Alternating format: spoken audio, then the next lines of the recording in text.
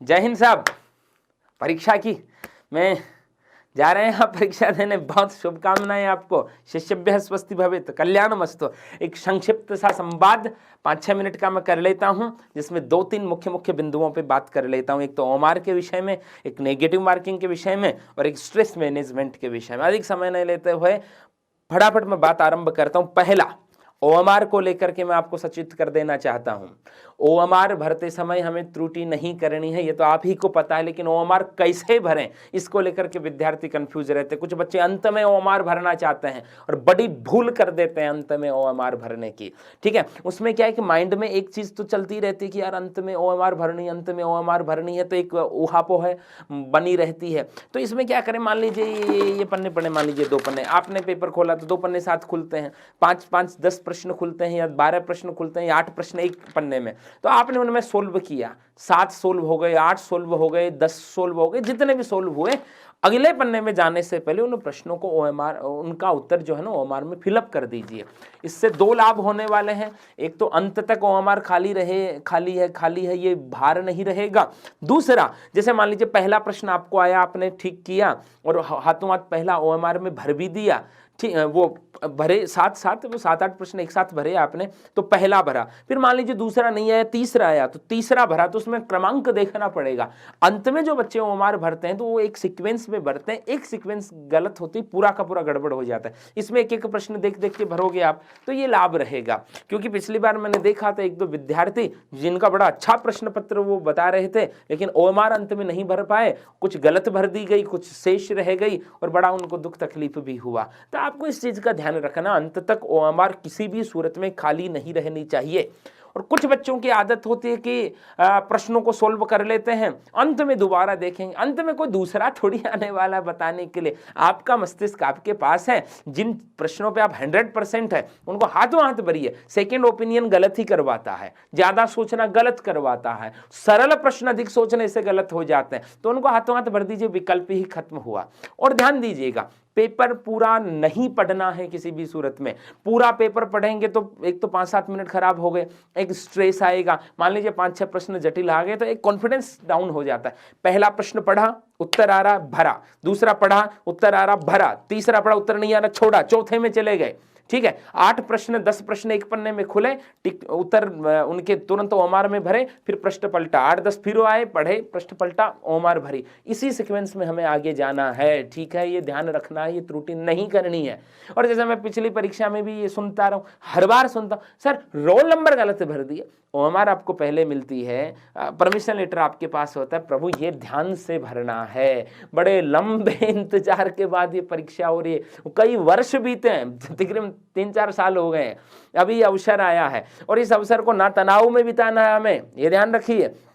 3-4 वर्ष के लंबे इंतजार के बाद, कोरोना काल जैसे खतरनाक कालखंड के बाद, एक परीक्षा उत्तीर्ण कर लेने के बाद और एक परीक्षा रद्द होने के बाद, यह प्रमुख परीक्षा जब आई है और इसके लिए आपने जो कठोर मेहनत की है, तपस्या की, अपने घरों से दूर रह करके, खाने में एडजस्टमेंट करके, रहने में एडजस्टमेंट करके, विश्राम में एडजस्टमेंट करके, बहुत तपस्या के साथ इस मुकाम तक हम पहुंच रहे हैं, तो इसको बिना उल जलूल विचार माथे में डाले, बहुत सहजता के साथ, ताकत के साथ वहां जाना है, पॉजिटिविटी के साथ जाना है, बिना किसी चिंता के।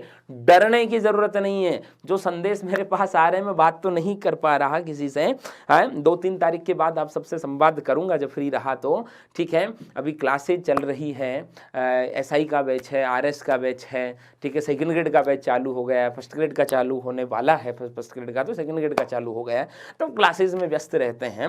और इसलिए मैं उन संदेश में एक चीज देख रहा हूं, गुरुजी डर लग रहा है, रिवीजन नहीं कर पा रहे, बहुत बड़ा पाठ्यक्रम। सबकी ऐसी स्थिति है, डरने की जरूरत नहीं है। विज्ञान वर्ग के विद्यार्थियों को जीके पहली बार पढ़ना पड़ा है, तो आपके सभी साथियों को पहली बार पढ़ना पड़ा है, तो सब समान स्थिति में है। ठीक है, इसलिए डरने की जरूरत नहीं है। आपने जो कुछ पढ़ा है खूब पढ़ा है, इतना हम मानते हैं। हम साक्षी हैं आपकी मेहनत के। आपके संदेशों में दिखने वाली गंभीरता इस बात का सबूत है कि आपने गहरी तपस्या की, हमने देखा है। लाइब्रेरीज में बैठे रहते थे आप, यहाँ टेस्ट सीरीज में कितने टेस्ट आपने दिए हैं, बुकलेट्स पढ़ी हैं, नोट्स पढ़े, बहुत तपस्या की है। आपको कोई दूसरा सर्टिफिकेट बांटे इसकी जरूरत नहीं है। मैं कह रहा हूं आपके अध्यापक इस बात के सबूत हैं। अब अध्यापकों का तो बड़ा सम्मान रहता है समाज में, तो हम इस बात के सबूत हैं कि आपने बड़ी तपस्या की, और आपका मन सबसे बड़ा इस बात का सबूत है कि आपने तपस्या की है। तो कोई दूसरा सर्टिफिकेट ये जरूर नहीं, परिणाम ईश्वर पे छोड़ दीजिए। हमारे भीतर, मैं तो हमेशा ये कहता हूं, ये 100% संतुष्टि का भाव रहे कि हमने हमारा 100% दिया, परिणाम मालिक जाने, परिणाम की चिंता नहीं। हाँ बस ठीक है, खत्म बात। ये जिंदगी एक यात्रा है यार, यात्रा में एक परीक्षा आई और परीक्षा उत्सव है। इस परीक्षा के लिए हमने 4 साल इन्वेस्ट किए हैं, 4 वर्ष इन्वेस्ट किए हैं, और जब ये उत्सव की घड़ी आई हम डिप्रेशन में चले जाएं? जी नहीं, मेरे विद्यार्थी डर नहीं सकते। हाँ, मैं इसीलिए ये संवाद करने के लिए आया हूं। किसी चिंता, किसी तनाव में नहीं आना है। जीवन एक यात्रा है, उसमें कोई ठहराव नहीं होता, कोई पड़ाव नहीं होता कि यहां आकर के रुक गए जी। हाँ, विश्राम मृत्यु के समान होता है। जीवन यात्रा और ये चलती रहती है। और अंत में ये कह दूं, जिनकी लग गई नौकरी वो भी वैसे हैं, और जिनकी नहीं लगी उनका भी जीवन वैसे ही चलता। हाँ, नौकरी जीवन जीने का साधन है, साध्य नहीं। तो कई बच्चे बड़े मूर्खता कर जाते हैं, बहुत डिप्रेशन में आ गए, बावड़े हो गए, तनाव में आ गए, उल्टा पुल्टा सोचते रहते हैं। ये कुछ सोचने की जरूरत नहीं है। यात्रा है, हम इसके राहगीर हैं, बस चल रहे हैं। बस मिल गई तो ठीक है, सीट पे बैठ गए, खड़े होके चल रहे हैं। चलना तो है जी, क्योंकि चलना ही यात्रा, चरे वेति चरे वेति चरे वेति। ठीक है, तो बिना किसी भय, बिना किसी चिंता, बिना किसी प्रेशर के परीक्षा देनी। और सुनो, एग्जाम हॉल में एंट्री लेने के बाद वो 1-1.5 घंटे पहले बच्चे बता रहे थे बैठा देते हैं, तो वो 1-1.5 घंटे सबसे खतरनाक है। उस समय अकेले बैठे बैठे मेरे प्यारों कुछ उल्टा पुल्टा मत सोचना। उस समय अपनी सकारात्मकताओं का चिंतन करना, और बहुत थोड़ा सा ऐसे डर वर लगने लगे ना, तो याद कर लेना केशव को चंद्रवदनी मृगलोचनी बाबा बाबा कह जाए। हाँ, डरना नहीं है, मुस्कुराते रहना है, ये ध्यान रखिए। वहां आप अपने जीवन में खुशियों का एक साधन प्राप्त करने के लिए जा रहे हैं, तो वहां आप मायूसी और उदासी के साथ नहीं जा सकते। ये आदेश है हमारा, ये समझ लीजिए। कोई डर नहीं, कोई चिंता नहीं। हमने पढ़ा है, खूब पढ़ा है, और हम संतुष्ट है इस बात से कि हमने खूब पढ़ा। ध्यान रखिए इस बात को, कोई परिणाम की चिंता नहीं। बचपन से सुनते आए। चिंता आती कब है? चिंता तो जब परिणाम का सोचते हैं तभी तो आती है। कर्मण्येवाधिकारस्ते मा फलेषु कदाचन, जगत गुरु कहते हैं भगवान कृष्ण को, वो कह गए ये बात। तो कोई फल की चिंता नहीं करनी मेरे प्यारे विद्यार्थियों। बहुत सकारात्मक भाव के साथ, बहुत पॉजिटिव भाव के साथ आपको वहां परीक्षा देना है। ईश्वर सब मंगल करेंगे।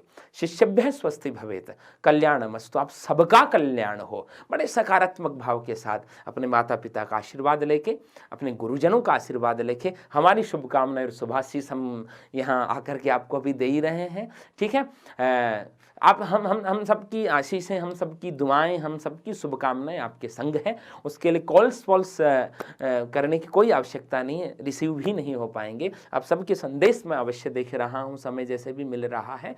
एकदम सकारात्मक भाव के साथ हमें परीक्षा देनी है।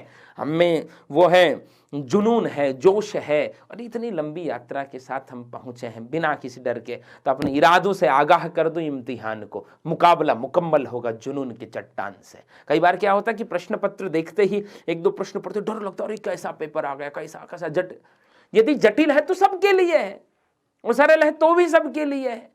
पहले ये धारणा बना के नहीं जाना कि मुझे इतने अटेम्प्ट करने, इतने नहीं अटेम्प्ट करने। जी नहीं, ऐसा कोई धारणा नहीं बनानी। जैसे गणित में कई बच्चे इस बार सेकंड ग्रेड फर्स्ट ग्रेड में 40% नहीं ला पा रहे, 40% नहीं ला पा रहे। अब वो ये सोच के चला जाए मेरिट तो 85 जाएगी तो मुझे तो इतने करने, ऐसा वैसा नहीं सोचना है। पेपर जटिल है, मेरिट नीचे आएगी, सरल है तो ऊपर जाएगी। वो निर्णय वही होता है, प्रश्न पत्रों में प्रश्नों को देखने के बाद होता है। ठीक है, तो फर्स्ट रीडिंग में पूरे प्रश्न पढ़ डाले, सोल्व कर दिए, तो मैं मानता हूं कि 60-70% प्रश्न सोल्व हो जाते। सेकंड ओपिनियन के लिए उनको बाकी नहीं रखना है। फिर मान लीजिए 8-10 प्रश्नों पर आप अटकते हैं कि यार ये 60% ए होना चाहिए, 40% बी होना चाहिए। वहां आप रिस्क ले लीजिए। रिस्क कब लेना है? जब आपको लगे कि मैं दौड़ के बाहर हूं अभी तक, और ये रिस्क नहीं भी लूंगा तो मेरा सिलेक्शन नहीं हो रहा। ऐसी ही स्थिति के अंदर आप 50-50 चांसेस वाले प्रश्न कर सकते हैं। मान लीजिए 10 किए, 7 सही हो गए, तब तो जिंदाबाद। 5-5 हुए तो भी कोई नुकसान नहीं, 7-3-7 का रेशियो रहा तो भी नुकसान नहीं, वो कटकटा करके बराबरी होने वाला है। और यदि नहीं किए तो भी बाहर तो है ही है। अगर आप बहुत अच्छी स्थिति में चले जाएं तो फिर रिस्क लेने की जरूरत नहीं। तो इसकी कोई पूर्वधारणा नहीं बनानी है, कोई पूर्वाग्रह नहीं रखना है, एकदम सकारात्मक भाव के साथ परीक्षा देनी है, अंतिम शुभकामनाओं के साथ कि इरादों से आगाह कर दो इम्तिहान को, मुकाबला मुकम्मल होगा जुनून की चट्टान से, और जोश के हथियार को धार देकर तीखा करो, और प्रबल कूच की तैयारी कीजिए इत्मीनान से, और जो हौसलों के तीर भरपूर हो तुणीर में, थर्रा उठे समरांगण सदे होए सरसंधान से, और विजय तिलक सोहे उन्नत भाल पर, अब के सफलता की आराधना में जल उठे दीपक शान से।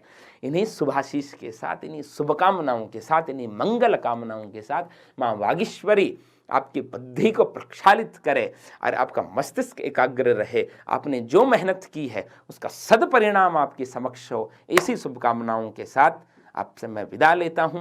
और हमारी शुभकामनाएं, हमारी शुभाशीष आप सबके संग हैं। आप खुश रहें और आप सकारात्मक भाव से परीक्षा देके आएं, पक्का। ओके, जय हिंद।